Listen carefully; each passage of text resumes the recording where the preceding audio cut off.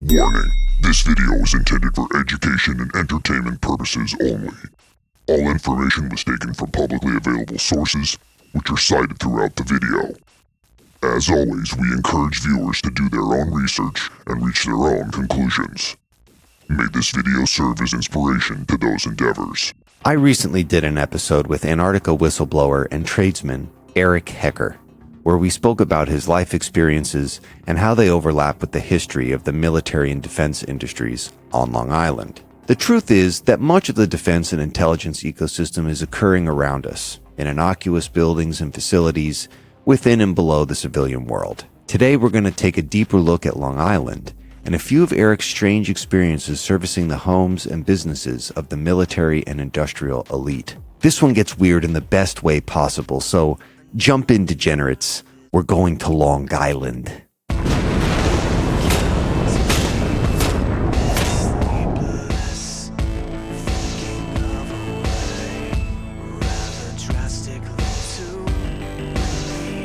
In this video, we're going to be covering some topics like advanced science, nuclear research, the military-industrial complex, Operation Paperclip, and Nazi research continued in America post-World War II.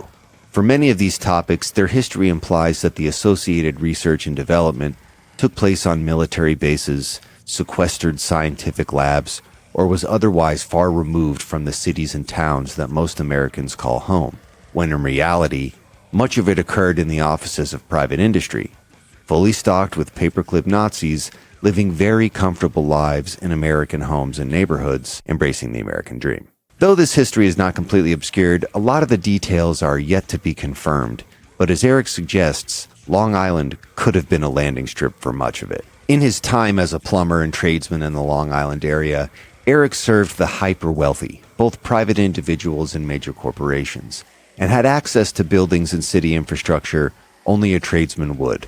During these experiences, Eric took note of peculiarities, but never attributed it to anything more than just another day on the job. When your average clients are the hyper-wealthy industrial elites or a defense contractor, both of which litter the landscape of Long Island, you can almost ensure that the experience will be anything but normal. First, we need a general understanding of the history of aerospace and military manufacturing on Long Island. Many of the earliest innovations and successes in aerospace were conceived of and created here. Long Island was home to approximately 24 companies from 1919 to 1939, which comprised the largest cluster of military and civilian aviation manufacturing in America. During World War II, American fighter operations were to a large extent dominated by Long Island-built aircraft.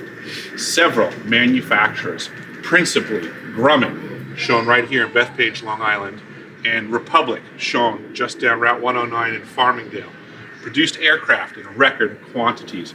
Armaments, instrumentation, and bomb sites were also built here in great numbers. During World War II, the sector employed over 100,000 citizens, and currently, Long Island is still home to one of the largest clusters of aerospace and defense manufacturers in the world, with over 250 companies employing 24,000 people. You can't throw a rock in any direction without hitting a defense contractor.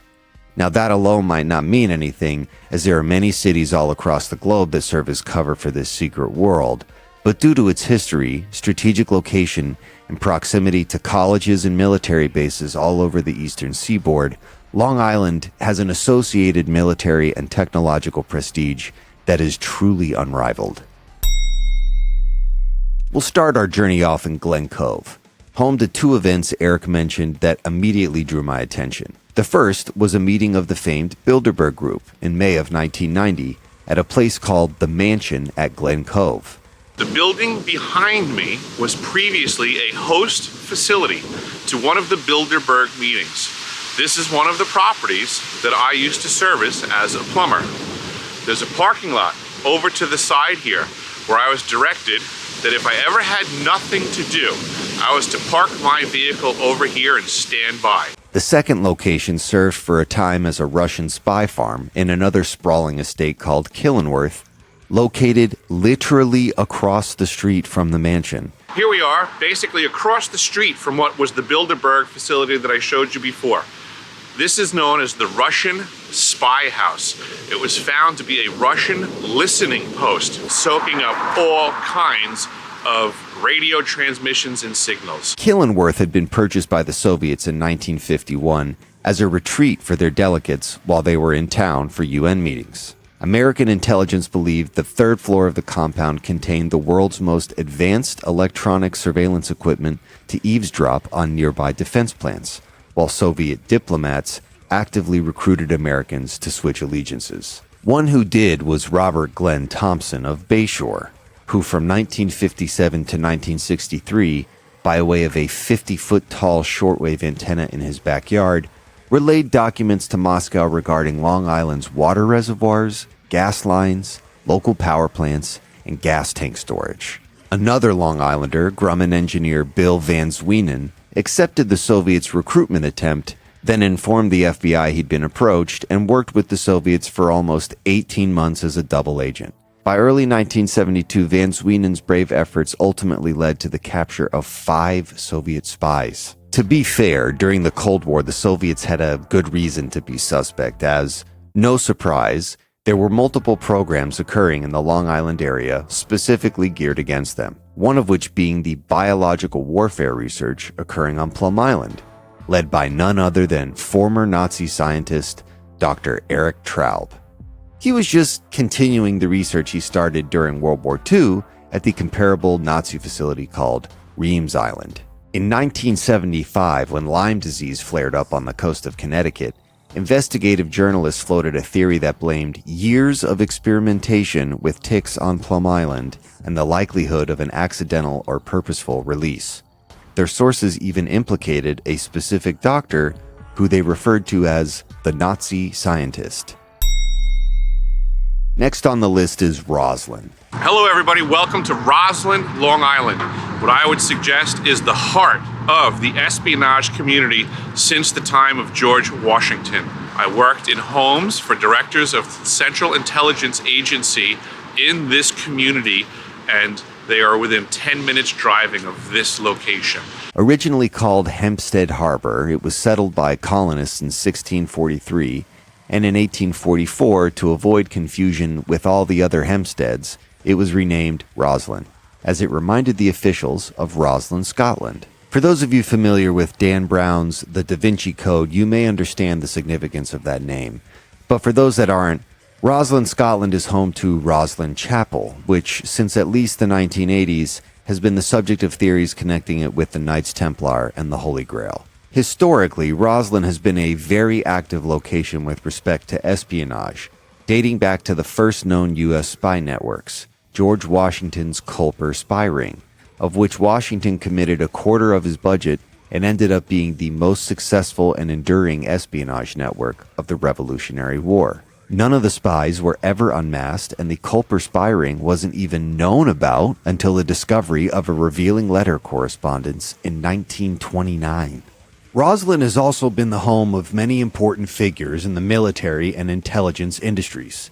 In fact, former head of the CIA, William Casey, another client of Eric's, called Roslyn his home until his death, and famously occupied the North Shore estate called Locust Knoll, renaming it May Knoll, which it still goes by to this day. Roslyn, Long Island reeks of old money and can accurately be described as an area of hyper-wealth. Eric serviced many of the homes and businesses in this area in his time as a plumber, only to realize later in life how close he was to the defense and intelligence communities. Like Dr. David B. Pall and his company, the Pall Corporation, both of which were former clients of Mr. Hecker's. Born in Canada, Mr. Pall got a degree in chemistry, then a PhD in physical chemistry. In 1938, Dr. Pall moved to New York City and became part of the Manhattan Project. Dr. Pall designed a filter to separate uranium-235 from uranium-238. By the mid-50s, his company was tapped by Wernher von Braun to help solve a filtration problem with the Vanguard rockets.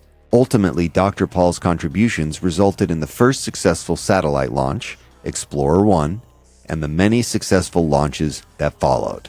By the end of his life, he had received over 180 patents across numerous industries, and in 1990, was even awarded the United States Medal of Technology from President George H. W. Bush. Dr. Pall even left his mark underground and underwater when his company helped optimize the hydraulic system of the massive boring machines used to construct the Eurotunnel between England and France. His company also assisted in the cleanup of the 3 Mile Island nuclear incident in Harrisburg, Pennsylvania. Eric worked for Dr. Pall at his home and properties owned by the Pall Corporation, and recounts an experience taking a curiously long elevator ride in one of these facilities. We're here in Roslyn at what I believe was the former property of the Pall Corporation. It appears to have new construction over it. This was the facility where I once took a very long elevator ride down, and again, I would suggest is part of the peculiarity of the Roslyn and greater Long Island area. So there's some intelligence history and even some major players located here. Surely they wouldn't be conducting any official business in Roslyn, would they? Well, I know one thing. They wouldn't even be able to conduct business there unless they had secure lines of communication. And there's no way this wealthy, sleepy harbor town will be able to offer secure lines of communication carrying the most sensitive U.S. secrets to military command, right? This is the Long Lines Tower in Roslyn, located almost directly across the street from the Pall Corporation building from Eric's story.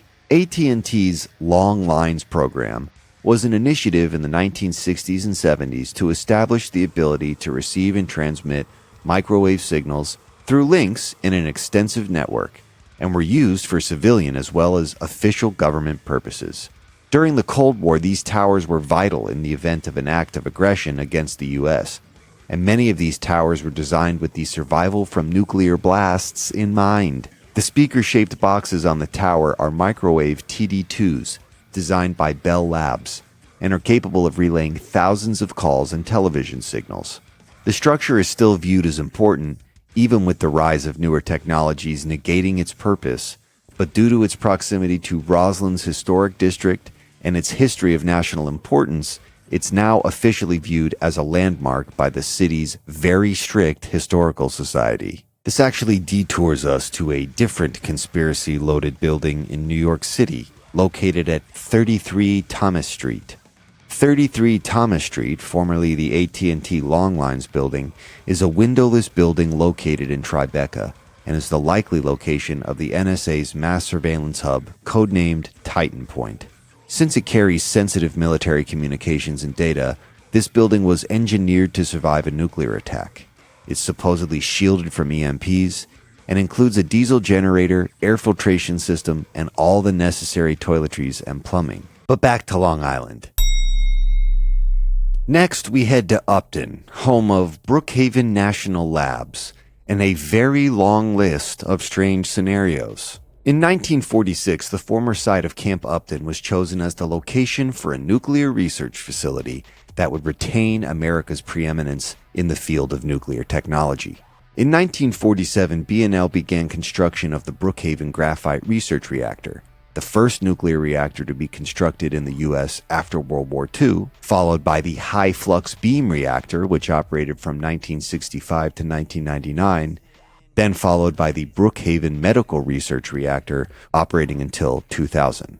Unfortunately, in 1997, groundwater samples taken by B&L staff showed concentrations of tritium that were twice the allowable federal drinking water standards, with some samples being as high as 32 times. The tritium was found to be leaking from the high flux beam reactor's spent fuel pool directly into the aquifer that provides drinking water to Suffolk County. It had been leaking for 12 years and is thought to be at least in part responsible for the cluster of cancer cases in the area. B&L even operated their own particle accelerator, the Cosmotron, which at the time was the world's highest energy accelerator, but was retired in 1966, as by 1960 they already had the alternating gradient synchrotron, the research from which resulted in 3 Nobel Prizes and the discovery of the muon neutrino and the chem quark. Another B&L story actually involves the suspected retrieval of a crashed UFO. John Ford, local president of LUFON, which stands for the Long Island UFO Network, suspected political and military forces, as well as B&L, had covered up the crash and retrieval of a downed UFO. Fearing retaliation from the government from his public criticisms of the official story, Ford allegedly concocted a plan to slowly poison 3 officials by infecting their toothpaste with radioactive dust. For assistance acquiring radioactive material, he asked fellow Lufon member Ed Zappo, who worked at Grumman, and who actually acquired radium. Next, we head to the Levittown, Hicksville, and Bethpage area. Prior to 1947, the area consisted of 2 settlements, Jerusalem and Island Trees. Jerusalem was founded in the 1640s by Quakers, and after the Civil War, German immigrants from Hicksville established farms in the area known since colonial times as Island Trees. The German influence is still noticeable today at locations like St. John's of Jerusalem Church. Here we are on Jerusalem Avenue. A lot of people don't know that the early settlers of this area referred to the area as New Jerusalem. Here we are standing in front of the St. John of Jerusalem Chapel, which was built by early German Methodists in 1856. I believe it was on that signpost right there that had the sign on it that I recall, but it appears they have a new sign that gives reference to the German Methodists and the fact that this church is called St. John of Jerusalem, but it no longer seems to annotate the fact that the early settlers did refer to this area as New Jerusalem. Prior to World War II, there were 3 rural airfields in the Levittown, Hicksville, Bethpage area, which was not strange considering the consolidation of aircraft manufacturers that had popped up since the discovery of flight. However, the largest was the Long Island Aviation Country Club, which was located in an area now referred to as the Trades. Eric actually grew up in the Trades, which was a neighborhood originally intended to house skilled workers to fulfill the labor requirements of the booming post-World War II airline industry factories. But more on that in a bit. Here we are on Sadler Lane. That used to be my old house. That's where I grew up. This property, this community, is sitting on top of what was formerly the Long Island Aviation Country Club. And that is one of the peculiar spots in the history of Long Island in regards to aviation and potential interaction or engagement with UFOs. The Long Island Aviation Country Club, which operated from 1929 to 1950, was a pilot's paradise and boasted an insane list of members, including many of the biggest names in industry and aviation at the time. There isn't much in terms of documentation about the LIACC, but after speaking with the historian of the nearby Cradle of Aviation Museum, we were directed to a collection of photos of the LIACC in their archive. Shout out to the Cradle of Aviation Museum for these photos, and if you're a fan of aerospace history, Eric and I highly recommend checking out this museum. This swath of land continues and used to continue before obstructed by things like homes and schools, and this is where the Vanderbilts built the first road ever intended for automobile use, and it happened to be a racetrack. The property to my back end over here, this whole area was formerly the Long Island Aviation Country Club property. There would have been a hangar right over in that area in the strip, just a little bit further north of that. This area was also home to portions of the Long Island Motor Parkway, also known as the Vanderbilt Motor Parkway, which was the first highway designed for automobile use only, and was funded by William Kissam Vanderbilt II, grandson of Cornelius Vanderbilt, and an avid motorcar enthusiast. They even hosted a race, the Vanderbilt Cup, which garnered 250,000 spectators, including J.P. Morgan, Henry Ford, and of course prominent members of the U.S. industrial elite, many of whom occupied the nearby estates. Essentially, the early 1900s Jerusalem Island Trees area was an industrial baron's dream, complete with a private airport, country club, and motor parkway, serving as both entertainment and drivers of their respective industries. Tangentially, Long Island also has a long history of UFO activity, with Suffolk County logging the most sightings in all of New York, and one can't help but wonder if visitors were interested in any place, especially during those years, this area, in the thick of the Cradle of Aviation, would certainly rank at the top of that list. Ultimately, an invasive insect called the golden nematode worm forced many potato farmers to sell their fields to William Levitt, who would use this land for a new concept, a suburb. End of the war, birth of suburbia. With the war's conclusion, over 60,000 Long Island veterans returned home, proving central to the development of suburbia in Long Island as we now know it. These returning veterans wished to start families in greatly desired suburban housing. As soon as the war concluded, the pent-up demand for housing affected every area of Long Island. Nowhere was this amazing development more evident than in the 6 square miles encompassed by Levittown. During the post-World War II building boom between 1947 and 1951, Levittown was intended to receive returning GIs in search of homes and the pursuit of the American dream post-service. Levitt's family company, Levitt & Sons, divided the building process into 27 steps, allowing them to mass-produce the first suburb, unintentionally creating the archetype for post-war suburbs all across the country. This also won William Levitt, the mastermind behind the idea, the title of the Father of Suburbia. But Levittown was not without its issues, as the neighborhood enforced strict racial rules, originally only allowing whites to purchase and occupy the homes, a practice which wasn't officially discontinued until well after the Supreme Court's racial integration decisions in 1954. This brings us to this area's biggest claim to industrial fame, Grumman. Grumman was a major aerospace manufacturer for the U.S. during World War II, manufacturing some of the U.S. arsenal's most iconic fighter planes and vehicles. During the Cold War period, Grumman was the largest corporate employer on Long Island. The name Grumman is an Americanized version of the German surname Grumman, so this area's German roots and its proximity to the rest of the defense and aerospace industry on Long Island made it a naturally suiting location for its Bethpage megafactory, which was built in 1936. At its peak in 1986, Grumman employed 23,000 people and occupied 6 million square feet in structures. Grumman's importance to the defense industry cannot be overstated. Grumman contributed considerably to the U.S.'s efforts in space and putting a man on the moon, famously building the Lunar Excursion Module, or LEM. Grumman was also the manufacturer of the iconic post office truck, fire trucks, UPS trucks, and Hostess delivery trucks. By the end of the Cold War, beginning around the 1990s, reduced defense spending gave way to a host of mergers as aerospace companies consolidated. In Grumman's case, it was purchased by Northrop, creating the aerospace giant Northrop Grumman, which almost immediately closed all of Grumman's Long Island facilities and repurposed the Bethpage plant as residential offices. The former aircraft hangars became the home of Grumman Studios, which turned the hangars into film and television studio stages. And no, it's not lost on me that the same place that built the Lunar Excursion Module and seriously contributed to the US's earliest efforts in space is now a movie studio.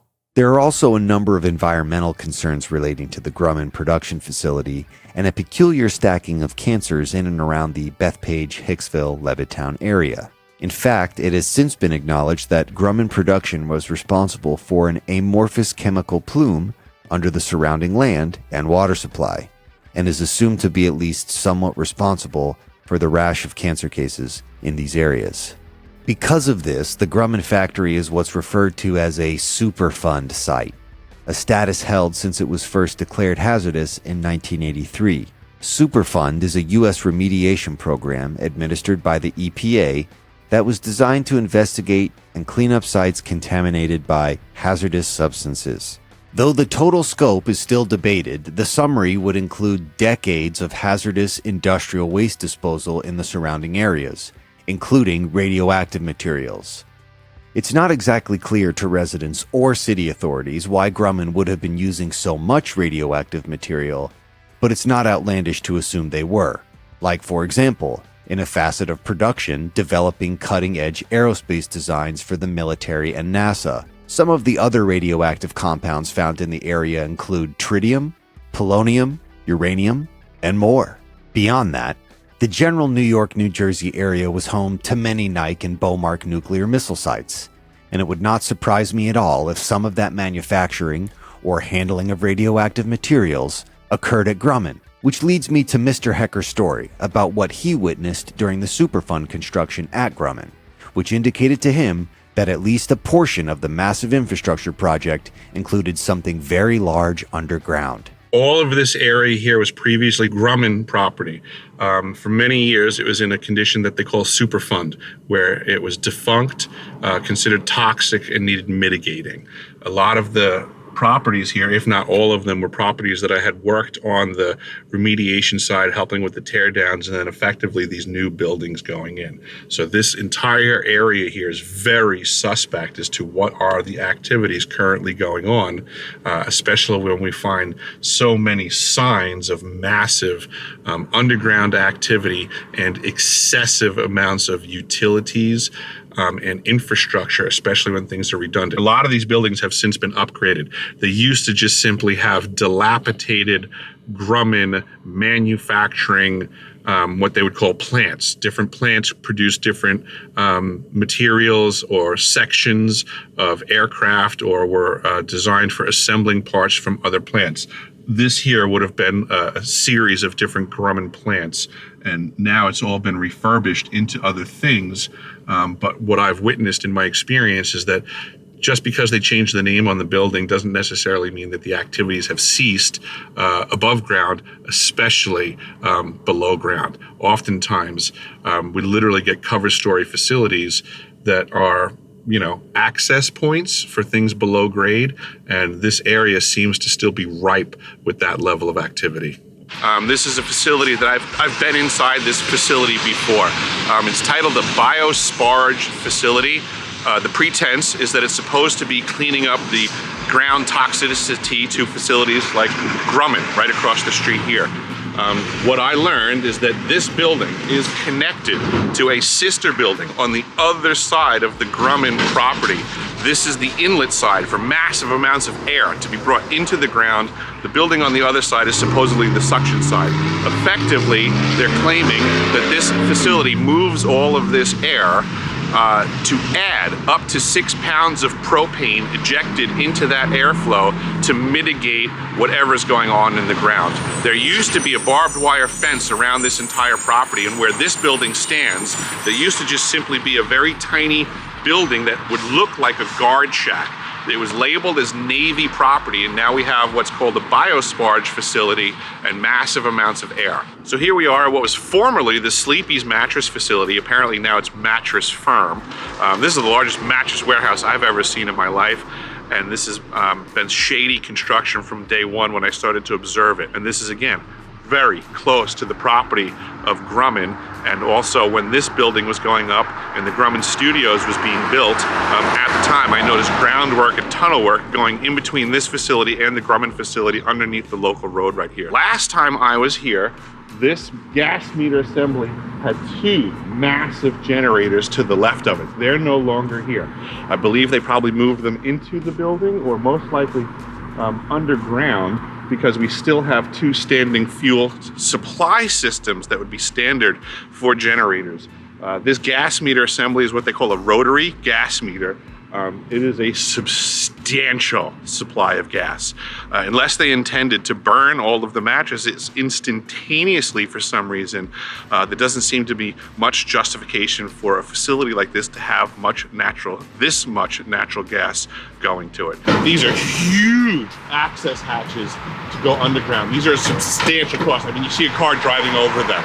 To be able to have the ability to support that weight and provide immediate access to many places in a parking lot is very out of the ordinary. You do not see this everywhere. This is the water tower that's pretty much right across the street from where we were. This is a border town, Hicksville and Bethpage. And since we were over at the other facility and we're locating the possibility of underground facilities, you always want to look for massive amounts of airflow, massive amounts of water available, and then massive amounts of power. So we found a facility where we have a massive amount of air, which is the Biosparge facility. We have the tower right here, which provides copious amounts of water if needed. Google Earth's oldest image of this area is from 1985, and it's so low res, no details are even visible. The next image is from 1994 and is considerably higher res, but from 1994 to 2004, the images over the Grumman parcels of land remain the same. even though the imagery from the surrounding areas updates accordingly. The next updated image isn't until 2004 and shows a completely redone northern portion of the complex, including the original mattress warehouse Eric recalled. Then, another update in 2006 where we can see the addition of the Superfund air vent nearby. Then, no significant changes until 2008 to 2009, where we can see the addition of the mattress warehouse with the massive access doors in a line in the parking lot. This could all be attributed to the limited publicly available satellite imagery of the time, or to the Superfund effort and infrastructure. But considering what we now know about the history of Long Island, one can't help but wonder.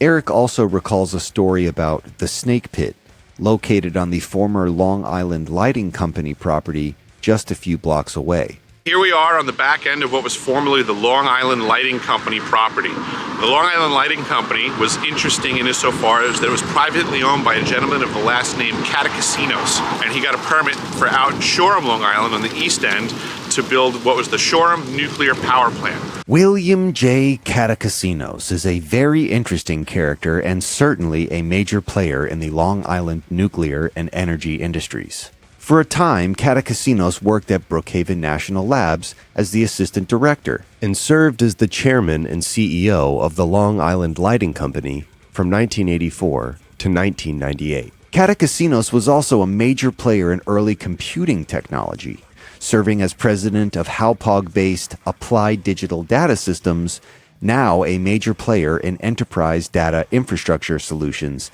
and AI integrations.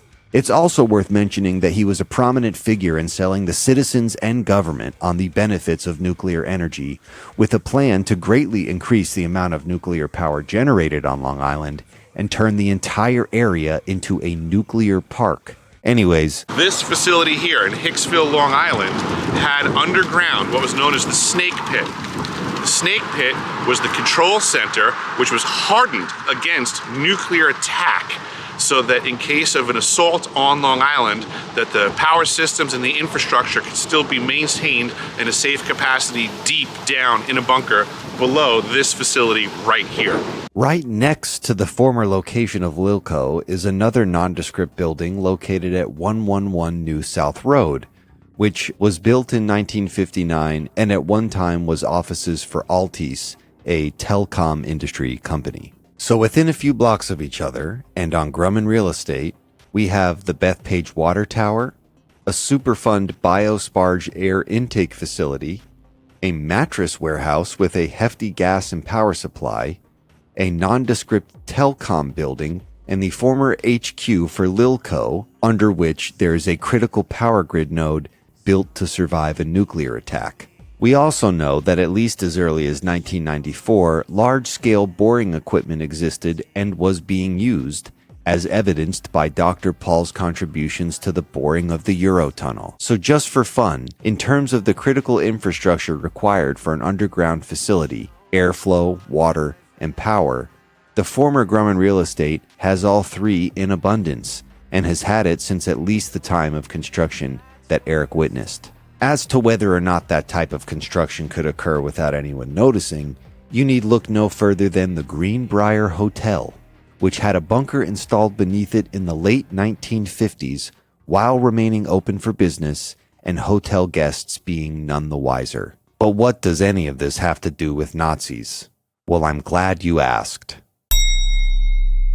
Many Americans are completely unaware of the pro-Nazi sentiment in the U.S. before, during, and well after World War II. Before the U.S. entered the war, there were thriving communities of pro-Nazi Germans, so many that they had to open summer camps. Yes, that's right, summer camps. These camps were endowed by the German-American Bund, an organization made up of American citizens of German descent that wished to inculcate a favorable view of the Nazi Party in the U.S., and famously packed Madison Square Garden with the pro-Nazi rally in 1939. In New Jersey, there was Camp Nordland. In Windham, New York, there was Camp Highland, which was located a mere 2 hours from Jeffersonville, the town with Germanic roots and Eric's family's farm referenced in our interview, with road names such as Führer Road and Swiss Hill. and even a German-language newspaper called Sullivan Volksblatt. Finally, we have the creme de la Nazi, located in scenic Yaphank, Long Island, right next to Camp Upton and the future site of Brookhaven National Labs, Camp Siegfried. These camps were denazied when the U.S. entered the war, but the communities remained.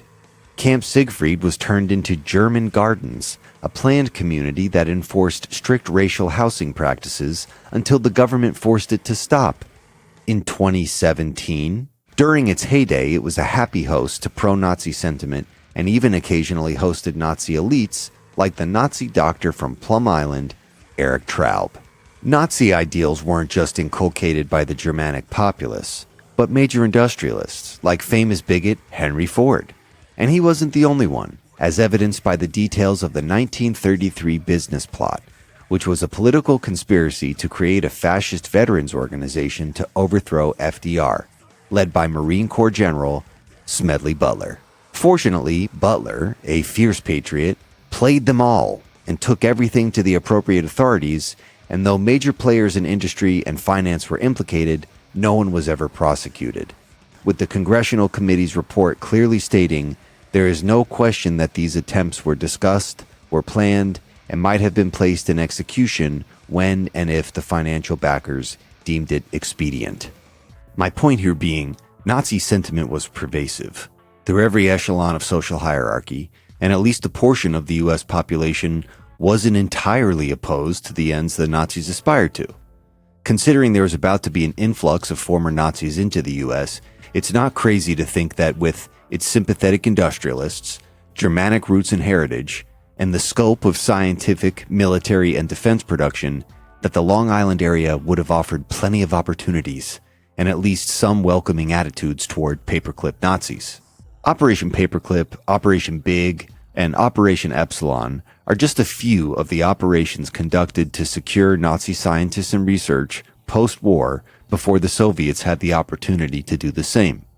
Many of you might be familiar with Wernher von Braun and his team of approximately 130 rocket scientists, but by the end of the program in 1990, the U.S. had imported 1,600 Nazis, claiming intellectual reparations valued at $10 billion in U.S. patents and industrial processes.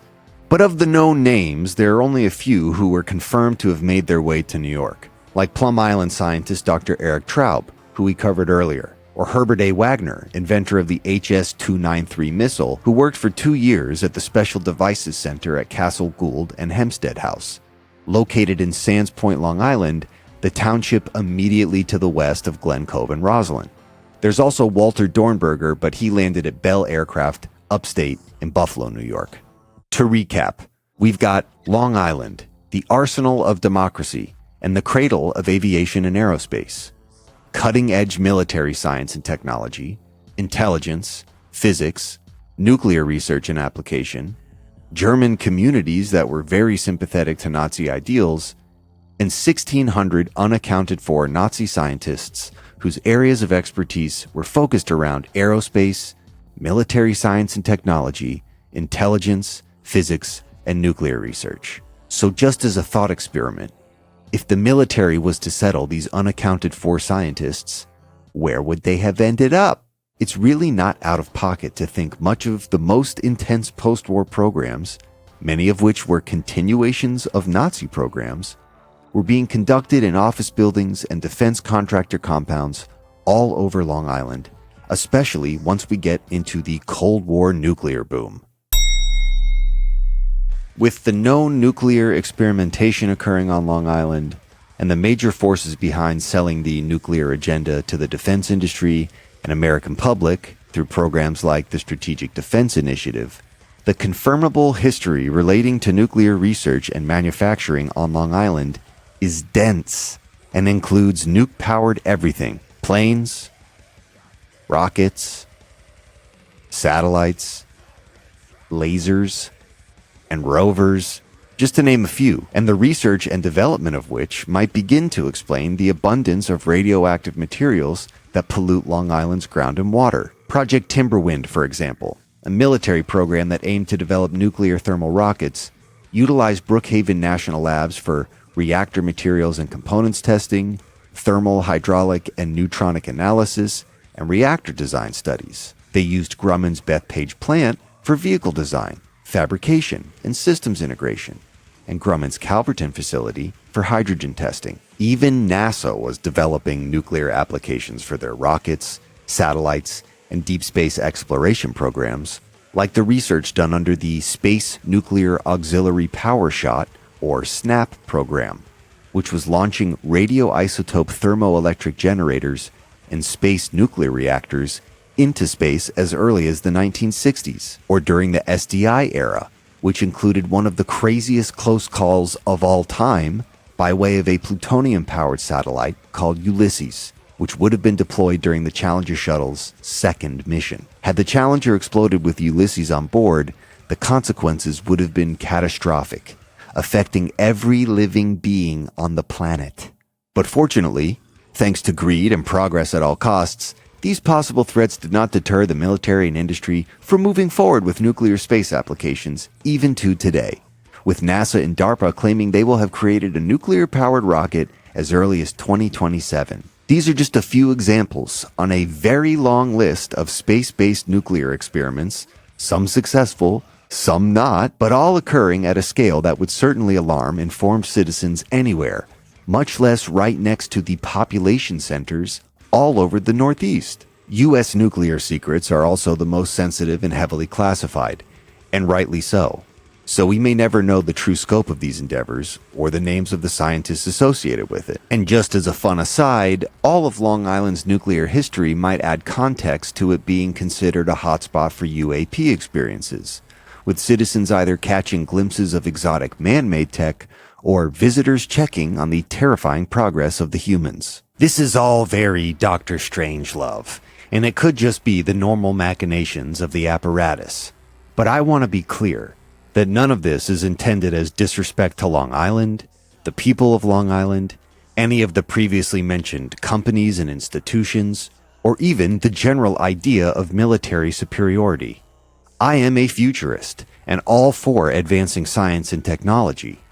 I am, however, resistant to the idea of reckless abandon with respect to those efforts, especially when it endangers an unwitting public. No one can deny the contributions Long Island and its citizens have made to America, science, and aerospace. And as someone who considers themselves knowledgeable on and generally respectful of these subjects, I knew very little about the true scope of history we've just discussed. We didn't even get into MKUltra, Montauk, and the list of other strange Long Island activities relating to psychological intelligence programs, but that would truly require a future video all its own. I still don't know exactly what's going on here, but I do know it's strange. Something very strange is going on here. Long Island is a special place that has had a profound impact on the world, and I'd like to leave you with this final anecdote which truly highlights the extremes of peace and war cultivated on this seemingly quiet stretch of land. The atomic bomb, born on Long Island. World-famous physicist Albert Einstein spent all of his summers on Long Island in the 1930s and 40s. It was during one of these summers in 1939 that he learned that Germany had embarked on an atomic weapons program. He immediately wrote to President Roosevelt, urging him to do the same. This letter led to the start of the Manhattan Project, which culminated in the development of the atomic bomb in 1945.